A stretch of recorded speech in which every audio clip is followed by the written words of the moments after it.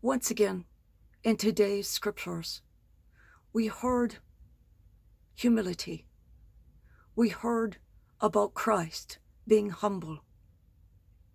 Looking upon death is humbling because you look back upon your life and you see what an ass you were. You see where you could have done better. You see where you could have praised God for your gifts, for what He gave you to better yourself, and where you failed. Today's lesson: there is no humility without humiliation. As Christians, we are exhorted to follow the path of humiliation as indicated by Jesus and St. John the Baptist. Pastors, priests, and all Christian leaders of congregations are urged to not give in to the worldliness, to eschew the temptation to climb, the ambition of humanness. Don't be afraid of humiliation. Let us ask the Lord to send us some humility, to make us humble, so we can imitate Christ better.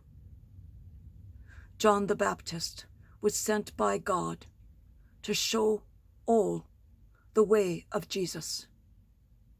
John was the very last of the prophets, and he had the grace to say, "This is the Messiah." The task of John the Baptist was not so much to preach that Jesus would come, but to prepare to bear witness to Christ, and to do so with his life. Bearing witness to the path chosen by God for our salvation is the path of humiliation. St. Paul explains this very clearly in his letter to the Philippians. Jesus annihilated himself to death on the cross.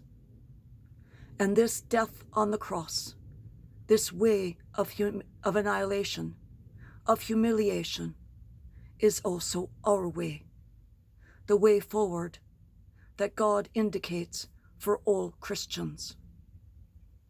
Both John and Jesus had the temptation of vanity, of pride. For Jesus, it was after his fast that he was tempted by the devil in the desert. And John was tested by the doctors, before the doctors of the law, who asked if he was the Messiah. John could have answered that he was the Messiah's minister, and yet he humbled himself by remaining silent. They both had authority over people, and their preaching was authoritative, but both had such moments of lowliness, a sort of human and spiritual depression. Jesus had his moment in the Garden of Olives, and John, while in prison, was tempted by the woodworm of doubt of whether Jesus was really the Messiah. Both end in the most humiliating way. Jesus dies on the cross, the death of the worst criminals, terrible physically and morally naked before the people and before his own mother. John the Baptist is beheaded in prison by a guard on the orders of a king who was weakened by vices, corrupt by the ambitions of man and the hatred of an adulteress. This is referring to the promises made by Herod to Dulcinea in front of a banquet, and he unwilling to be seen breaking his word, even to the girl, the stepdaughter of his brother and his adulterous wife, Herodias. John the Baptist, the great prophet and the greatest man born of woman, as Jesus regarded him, as well as the Son of God, both chose the path of humiliation. And this is the path that they show us and that we Christians must follow, stressing that the Beatitudes indicate the path of this humility. One cannot be humble without humiliation. Christians are invited to learn from the gospel of the beheading of John the Baptist. When we try to draw attention to ourselves in the church and in the community in order to have a position or gain some advantage, that is a worldly way, a thing of humans, a thing of this world, and it is not the way of Jesus Christ, ever. This temptation to climb can also happen in pastors, ministers, priests, and any Christian leader of congregation.